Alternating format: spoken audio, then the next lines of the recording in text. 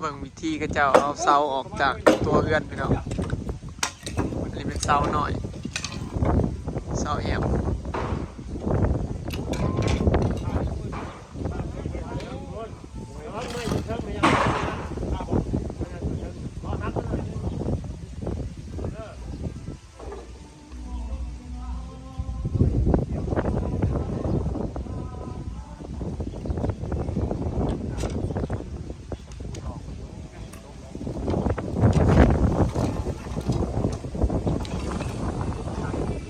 อันนี้คือวิธีเอาเสาออกพี่น้อง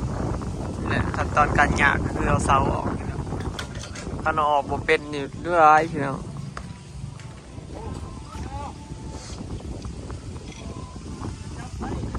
โอ้แบกแลนก็ได้ต้น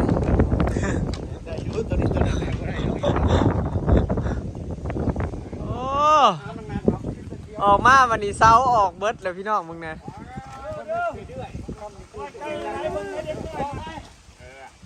เขาใกล้แล้วเล็กน้อยนะใกล้เซ็งเขาเก่าแล้วเขายาวบอกให้ตัดเขายาวจับดิถ่ายไปนิ้วถ่ายไปจุกแรกนี่ไปบุญเลยเอาไปเร็วจับไปเร็วจับไปเร็วผมลงมาแบบจับไปเร็วเร็วโอ้ยโอ้ยแล้วนะเร็วข้ามไปอยู่ผมปลายมือผมมันจะเอาได้จับอะไรปลาเลยครับวันนี้เจ้าโยนลงไปเขาจับน้ำเข้าหาโยนแล้วมันจะเร็วครับลิ้วแล้วมันถามว่าให้ผู้จับมันจับแล้วจะอยู่คุณแบกไปอยู่มันทำด้วยทำพวกสร้างครับเดินลูกผมโอ้ใหญ่โอ้เบิดและ2 4 6 7ยังอีกอยู่ธรรมดาลีสั่งพี่น้องพี่มือขนาดเอาเสาลงแป๊บเดียวจักสียากอีกเด้ตอนนี้เวลา2 โมงกว่าพี่น้องเนาะสั่งเขาจะเอาเสาลงวางไว้เขาเจ้าก็สิแล้วเนาะแล้วก็มีแต่งานแป้นออกแล้วก็จบเลยพี่น้องได้แต่งานง่ายๆบัดนี้เนาะงานยากคือเสานี่แหละเบิ่งบ่ได้มาถ่ายตอนนั้นเขาจะเอาเสาลงจับพี่น้องเวลาเขาจะเอาเสางัดออกแต่เสาใหม่แต่เสาปูนน่ะนะ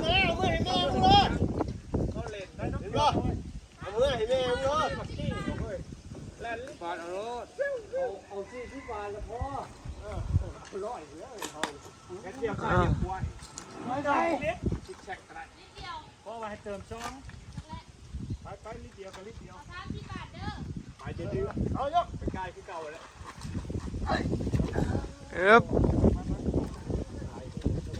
วางยืนตรงบนเลยเดี๋ยวมือไปอย่าเข้าเดี๋ยวนี่แหละเตรียมมันลงมารอครับเอาไปปล่อยเอาอยู่เนาะตัดไปแบบแม่ระบบอ่ะแม่แล้วป่ามึงเนี่ยเอาเรื่องรถป่าของแม่รถไปเดียวรถเข้าไปนี่มี่เอาเลยคอยออกเลยเข้าไปคอยนั่นคอยทำอย่างนี้ทำอย่างนี้มันเลี้ยวมันเอาลงปากมันทำคอยออกเว้ยบ้าครับกระบอกบ้าแล้วมันก็ถึงบ้าเอาหน้าผากรอดครับเปลี่ยนกันแบกพุรานั่นแล้วนะเปลี่ยนกันแบกพุราเสาหล่นนี่พอดีขบคนหล่นพวกเทิงบดึงช่อยนะมันทันคอมคิวการออกหมดแล้วแบกคนละเสาเนี่ยมีแต่แก่นนะนี่แก่น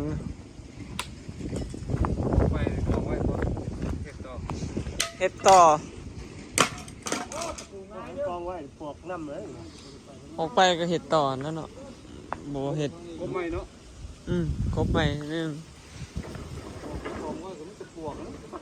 เป็นคอนนี้แล้วมันบ่มีผัวบ่เรือบ่อันใหม่ที่มากลงบ่มีถึงเมื่อใหม่บ่เฮาก่อนถ้ามันเป็นกองที่พื้นแม่แห้งก็มีโน้ตตัวนั้นครับยังปะไว้ขนาดปะไว้บ่ได้ฮอดทิศใดปวกมาเฮ็ดก่อห้างกินแหละไว้แท้ๆทันอยู่หน้าน่ะหวงร้ายโหดีขนาดโป้งไม้ไว้ซื่อนี่เช็ด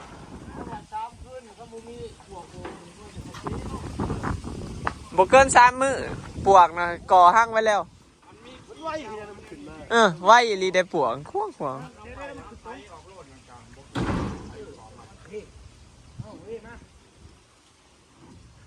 คือเทปกล้องเก่าน้องกล้องบ่ได้พุ่งใช้เดียวไม่แรงนะไม่แรงไหมงานมาเรื่อยๆตั้งลงดินไม่แรงไหมตั้งดินจับบอกปึ๊บบอกปาก นี่แหละขั้นตอนการหยาบพี่น้องมันนักเอาเสาลงเฮือน ไปเลยเอาเท้าเรียบมือนี่จับพกเห็ดตัวไหนวะเห็ดหมุนกระมุนนะเอาซอยเล็กน้อยเลยเอาไปโลกดิจับตูดใช่ รอแลนน่ะไม่แดงคนอีกไม่แดงเต้าตุ่มน้อยด้วยไม่แดงได้ซี่เนาะซี่เนาะได้ซี่นี่ซี่ตู่พักซี่ก็เอาซ้ำนี่เลยครับเอาโคตรเอาซี่นั่นมันกินหนาเอาเท้าไม้ต้นเลย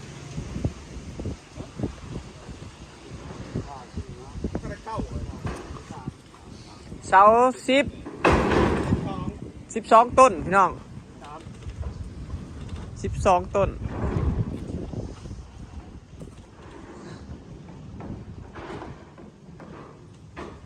น่าก็ได้จากต้นนะ2 4 6 8 9ต้น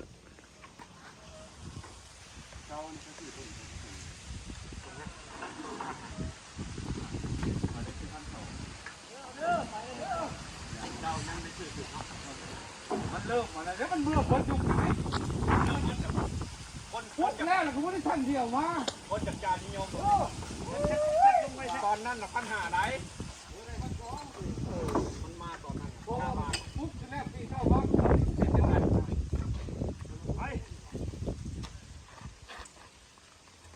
เขาขันบ่ดิเอาไปตัวหับเลย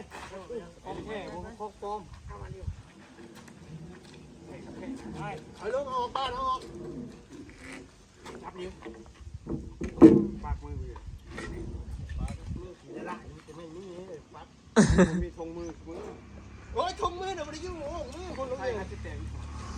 ใส่ใบพ่อกันเลยนี่ยังมาอยู่มาแล้วตรงใจมึงเนาะไม่อยากกินแล้วมัน ยิงกินแล้วนะ โอ้ยลายใกล้อาจารย์พ่อมันบัดอะไรอ่ะรถกับคำอะไรยิงเอาไก่เคยนั่งอยู่เฉยๆมันไปบินมาหาอะไรว่ายากแต่หายิงกับรถไก่ยิงไปเลิกไก่คนนั้นเราบอกไก่ในคอกหมูก็ลายอยู่นะอยู่นะเฮ้ยไก่อยู่คอกหมูนี่นะหนักกันไล่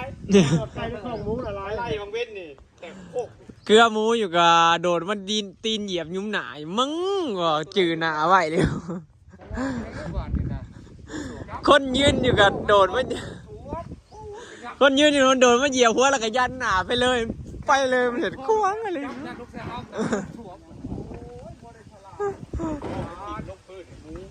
พอจับยุ่งๆใช่ไหมเลยก็โอ้ยหมูสวมเลยได้กินอันไหนมันเหยียบหนาชื่ออันนี้เป็นมือที่3พี่น้องอ๋อว่างก็พอดีเกือบแล้วพอดี4 มือคือว่าบ่อยว่าแล้วประมาณเกิน5 มือเนาะเกิน4 มือ5 มืออื่นก็มีแต่งัดแป้นออกแล้วก็เอาตรงออกยังออกกันแล้วเนาะมันกับเป็นงานบ่ยากแต่มันละเอียดซื่อๆเนาะอันนี้เป็นงานยากใส่เวลาใส่แห้ง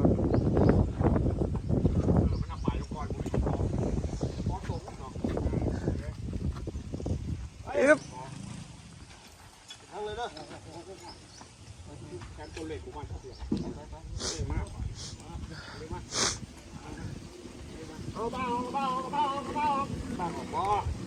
บ้านเฮากันแล้วนี่นะพี่น้อง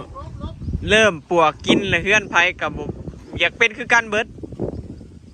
เฮือนเขตใกล้เฮือนเคียงนี่ก็เริ่มมีปวกกินคือกันกับเฮือนอันซะลอยแล้วพี่น้องปีหน้านี่ก็คือสิมีคนม่างเห็ดลายอยู่คิดว่าปีหน้าเพราะว่าปีนี้ก็ลายเฮือนเลยนะพี่น้องลายหลังสปอร์ตแต่ในบ้านเฮานี่ก็บ่แม่น4-5 หลังนะบ่ประมาณ4 หลังนี่แหละพี่น้อง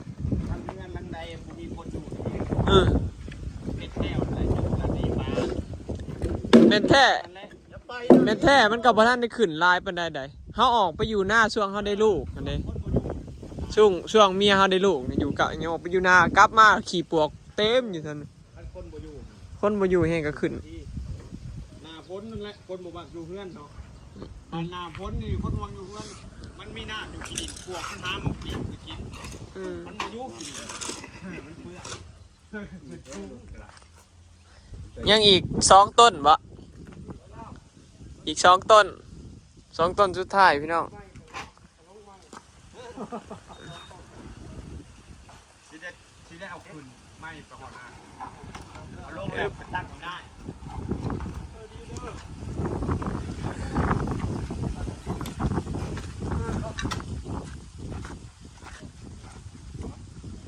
ไป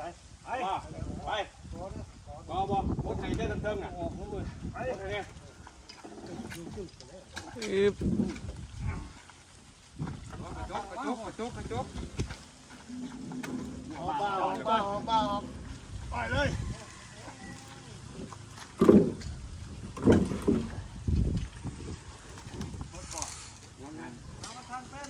เบิดอะไรเบิดเร็ว เบิดบ่ ทางจากทางตีดึงเสือกของคอมดึงสั่งไม่ใกล้ทุกทางยาเลยลูก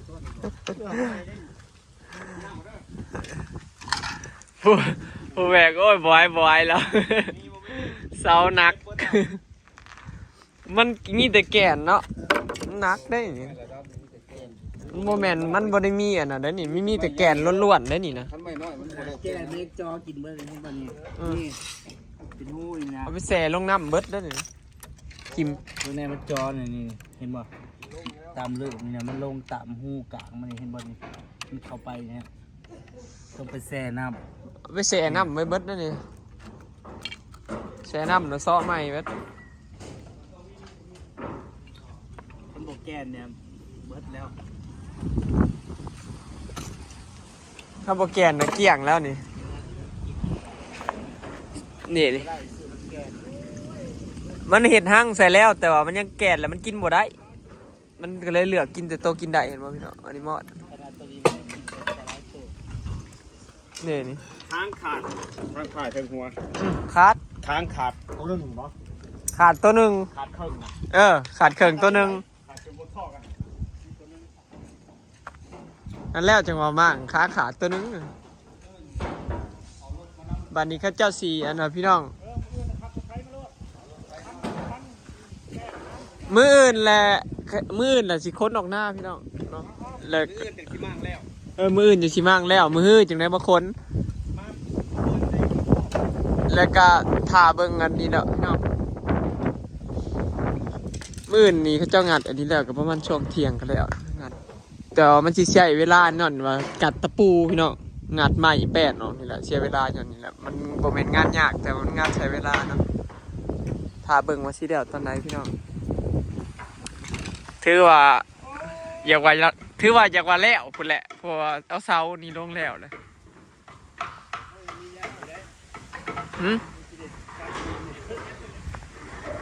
บ่ยากติกัดปูนแต่ว่ามันใช้เวลาซื่อๆบ่ใส่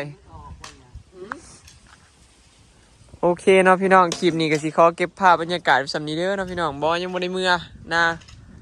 อยู่บ้านเดี๋ยวหาตากผ้ากันบัดนี้ไปแล้วพี่น้องสบายดี